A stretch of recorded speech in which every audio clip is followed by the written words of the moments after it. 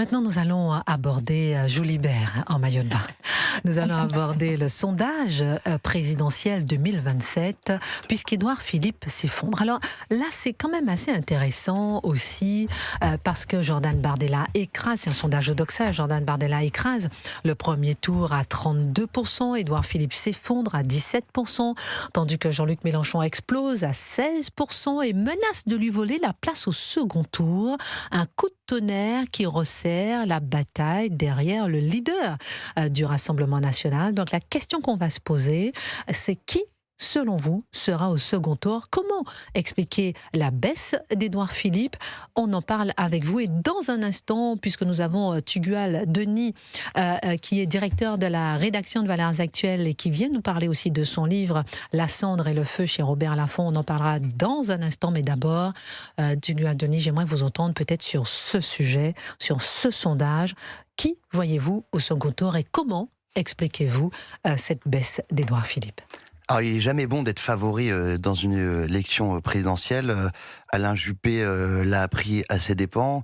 Jacques Delors, ce fut encore pire, puisqu'il s'est même pas présenté. Et donc, le grand problème, entre guillemets, depuis plusieurs mois d'Édouard Philippe, c'était d'être en tête des sondages et donc d'attendre, de voir la meute observer que ces sondages finissent par s'effriter. Après, il y a une raison de fond aussi, c'est que va falloir qu'il réussisse à incarner autre chose que l'ancien Premier ministre d'Emmanuel Macron qu'il fut. On peut dire ça de Gabriel Attal, on peut dire ça aussi de d'autres, hein. Bien sûr, mais en gros, ce bloc central, où la compétition est assez rude, a ce problème de filiation avec le macronisme et ce problème aussi de ne pas incarner la rupture. Je relate quelques conversations dans mon livre que j'ai pu avoir avec Édouard Philippe. La cendre et le feu. La cendre et le feu, effectivement, chez Robert Laffont. Merci beaucoup, Christine. On est là pour en parler. Formidable livre. Et dans les conversations qu'on a pu avoir en se promenant dans les rues du Havre ou en déjeunant ensemble, il me disait je suis sûr que 2027 va se jouer sur la rupture. Moi, j'ajoute que cette rupture, il peine à l'incarner, puisque il n'y a pas si longtemps que ça, et notamment quand on regarde Édouard Philippe depuis la rive droite de la scène politique, on se souvient de cette blessure un peu indélébile du Front républicain, fut-il la géométrie locale qu'il a fait appliquer dans sa ville du Havre au moment de la dissolution, et il a quand même appelé à voter communiste contre le candidat du Rassemblement national. Et ça va être extrêmement difficile à faire oublier, même si il dit aussi qu'il veut se défaire de ses habits juppéiste. Il dit texto dans le livre, sauf à vouloir m'humilier, plus personne ne me compare à Alain Juppé aujourd'hui. C'est pourtant de cela dont il s'agit, c'est réussir à incarner une forme de radicalité dont les Français ont une soif inextinguible. Or, c'est pas tout à fait naturel chez lui. Tugdual Denis, directeur de la rédaction de Valeurs Actuelles, auteur du livre La cendre et le feu chez Robert Laffont, dans le studio d'Europe 1. Gabriel Cluzel, donnez-moi votre regard. Ensuite, on aura Bruno qui nous appelle du Val-de-Marne et Karim Aloum sur qu'est-ce que vous voyez au second tour et puis cette chute d'Édouard Philippe.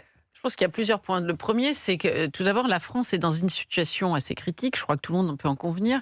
Donc, il apparaît à beaucoup que le remède ne peut être que radical. Alors, c'est pas le même remède, hein, à gauche et à droite. D'aucuns diraient à l'extrême gauche et à l'extrême droite. Mais néanmoins, le constat est là. Donc, c'est vrai que les positions de Normand, peut-être ben que oui, peut-être ben que non, des centristes qui pouvaient apparaître comme raisonnables, finalement, l'équilibre est au milieu, voilà.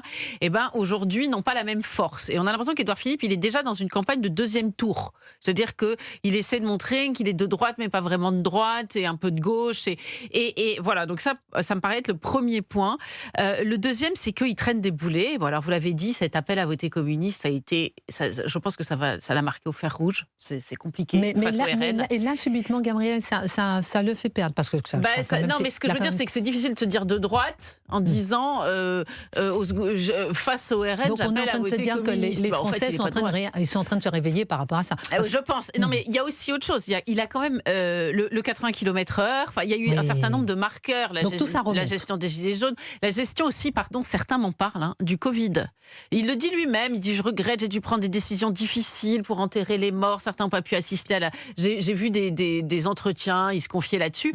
N'empêche que c'est resté. Moi, je suis en contact avec une dame qui habite Marseille qui me dit, mon père a été enterré comme un chien. J'en garde toujours une souffrance immense. Donc Mais moi, tout ce que je ça, comprends il va pas- le traîner. Voilà, je alors moi pense. ce que je comprends pas, Ouais. Gabriel, c'est qu'il y a tout ça, ce sont des éléments qui datent. Mm. Et pourquoi Mais les gens n'ont pas une mémoire de poisson rouge, il ne faut pas croire, contrairement à ce qu'on dit. Mais que c'est maintenant que ça commence bah oui, à peser. c'est maintenant que ça va Peut-être parce qu'il y a d'autres déclarations, d'autres candidats. Karim qui a Allom pesé sur aussi, Europe un. c'est l'affaire judiciaire. Bah, il a perdu 4 points au moment où il y a une affaire judiciaire qui éclate. Il y a ce point qui C'est pèse. vrai, le dans la PNF vie. enquête a lancé une Rappelons-nous enquête. François Fillon, il avait toutes ses chances en 2017 d'être au deuxième tour, pour ne pas dire être président de la République. Ben, les affaires judiciaires l'ont bloqué. En fait, les Français sont très sensibles à cet aspect. Il y a cet aspect qui est intervenu, ce qu'on le voit, il a perdu 4 points, je reviendrai après, parce que M. Mélenchon, il est juste derrière d'1 point. Mais en réalité, à 11 mois d'une élection présidentielle, vous avez cité quelques sondages, je peux aller même loin, Édouard Balladur en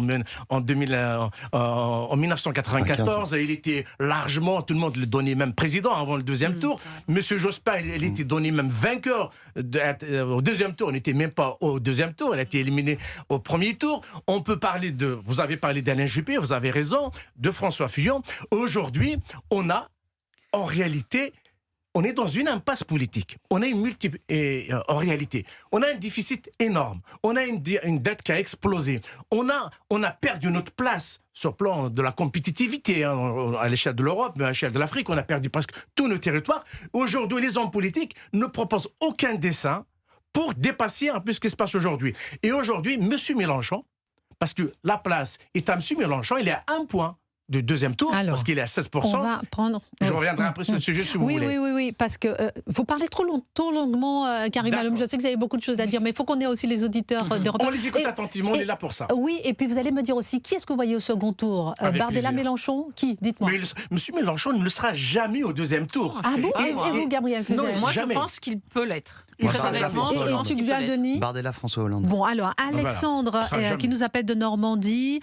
Qui voyez-vous au second tour, mon cher Alexandre? Ensuite, on aura Bruno du Val-de-Marne. Bonjour. Bonjour. Pour moi, je vois Bardella, Mélenchon. C'est les deux seuls. Incroyable. On aime ou on n'aime pas, mais ils ont un programme. Les autres, c'est critiquer leur programme. C'est oui, mais lui fait ci, oui, mais lui fait ça.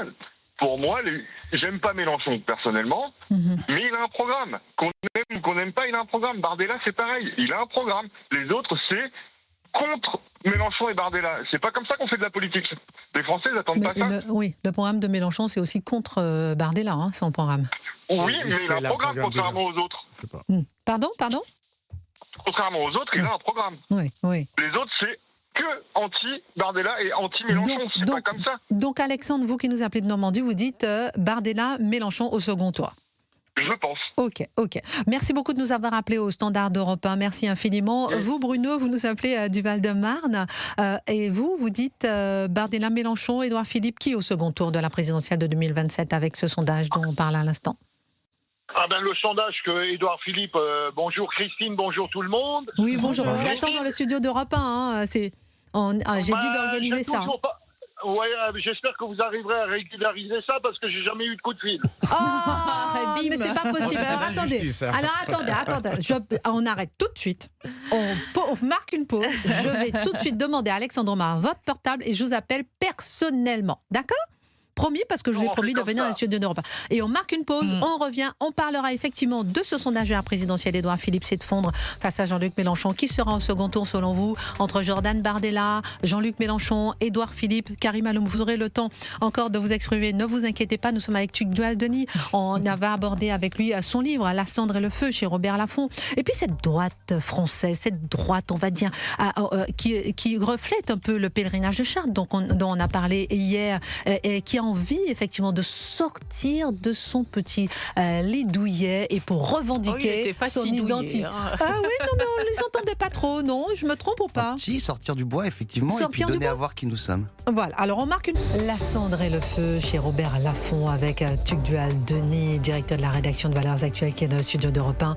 On parlera de cette droite aujourd'hui avec lui dans un instant. D'abord, on termine ce sujet sur la présidentielle de 2027 avec ces chiffres. Édouard Philippe en baisse avec Jean-Luc Mélenchon qui a bondi de 4 points à 16 points. Il talonne donc Édouard Philippe aujourd'hui. Édouard Philippe, lui, a chuté de 4 points, il est à 17%. Jordan Bardella avec 32%. Question, qui voyez-vous au second tour de la présidentielle? Jordan Bardella, Édouard Philippe, Jean-Luc Mélenchon. Appelez-nous au standard d'Europe. Un seul numéro, c'est le 01 80 20 39 21. Il est non surtaxé, 12h33. Vous écoutez Christine Kelly. Belle journée sur Europe 1.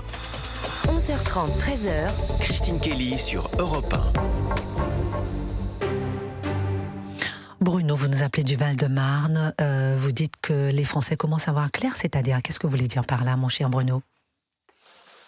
Bonjour à tout le monde. Merci Christine Kelly. On a pris toutes mes coordonnées. Merci beaucoup. Le rendez-vous est pris. Comment on va vite, hein, pas de blague. Rendez-vous jeudi prochain sur Europe 1. Bruno viendra dans le studio d'Europe 1. On dit tout aux auditeurs. Pendant la pause, là, ça y est, on a tout réglé. Un nouveau chroniqueur. Merci en tout cas de votre invitation. J'attends les coordonnées, mais c'est en bonne voie. Non, mais tout est calé, Bruno. Vous serez là jeudi et tous les auditeurs d'Europe 1, sont témoins. Alors, donc, vous nous disiez que les Français commencent à voir clair alors avec Édouard Philippe. Bien sûr, Christine. Les Français, de temps en temps, ils mettent la cassette en arrière, comme on peut dire. C'est simple. Édouard Philippe, son père en politique, c'était Alain Juppé. Il a trahi sa famille politique, donc c'est déjà un traître. Deuxièmement, les 80 km/h sanctionnaient toujours la répression. Et on oublie les gilets jaunes. Les gilets jaunes, comment il a traité les Français. C'est vrai. Les Français n'oublient pas ça, effectivement. Personne n'oublie. Voilà, le Français n'est pas méchant, mais il est rancunier des fois. Merci beaucoup, mon cher Bruno, qui nous appelle du Val-de-Marne et qui viendra dans le studio d'Europe 1 jeudi prochain.